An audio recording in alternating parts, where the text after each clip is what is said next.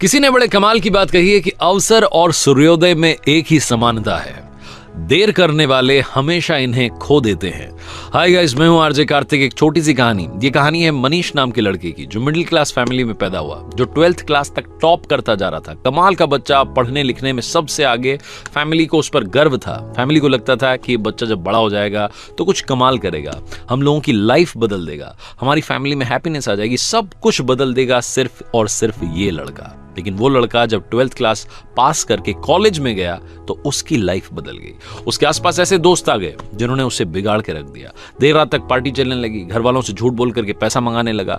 घर वालों को समझ में आ रहा था। उन्होंने एक दिन इसको समझाने की कोशिश की, लेकिन मनीष ने घर वालों को डांट दिया कि आप मुझे ज्ञान मत दीजिए, मुझे सब कुछ मालूम है और आपके ज्ञान से बात नहीं बनेगी, आप शांत रहिए, मैं अपनी जिंदगी जी लूंगा। घर वालों ने कुछ नहीं बोला।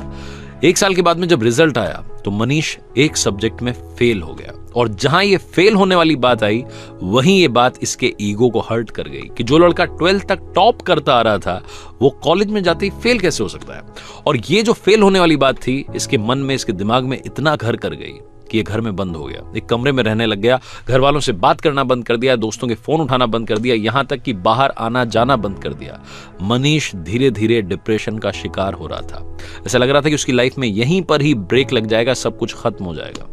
मनीष जिस स्कूल में पढ़ता था, जहां से 12th पास आउट की थी, वहां के प्रिंसिपल को जब ये बात मालूम चली तो उन्होंने मनीष को अपने से मिलने के लिए बुलाया, डिनर पर बुलाया।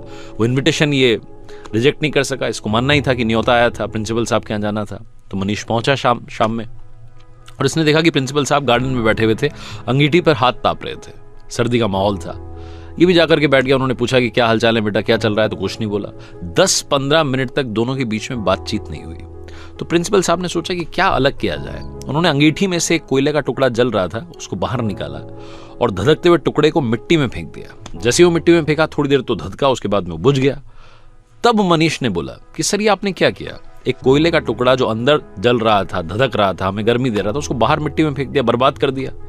तो प्रिंसिपल ने कहा कि बर्बाद कहां कर दिया, कौन सी बड़ी बात हुई, वापस इसको ठीक कर देते हैं। उन्होंने उस कोयले के टुकड़े को उठाया मिट्टी में से और वापस ला करके अंगीठी में डाल दिया। फिर से वो टुकड़ा थोड़ी देर बाद जलने लगा, गर्मी देने लगा। तो प्रिंसिपल ने पूछा कि बेटा कुछ समझ में आया। मनीष ने कहा नहीं। तो प्रिंसिपल ने कहा कि बेटा मैं यही समझाने के लिए तुम्हें यहां बुला रहा था, ये जो कोयले का टुकड़ा है ये तुम हो। तुम जब अंगीठी से बाहर आए, गलत संगति में गए, मिट्टी में गए तो बुझ गए, लेकिन वापस आकर के जल सकते हो। शर्त यह है कि अब अंगीठी में वापस आना होगा, अपनी लाइफस्टाइल बदलनी होगी, अपने दोस्त बदलने होंगे। बस इतनी सी बात तुम्हें समझाने के लिए यहां बुलाना चाहता था। मनीष को सारी बात समझ में आ गई, उसकी लाइफ बदल गई। हम में से कई सारे लोग ऐसे हैं जो डिप्रेशन का शिकार हो रहे हैं सिर्फ और सिर्फ एक घटना की वजह से।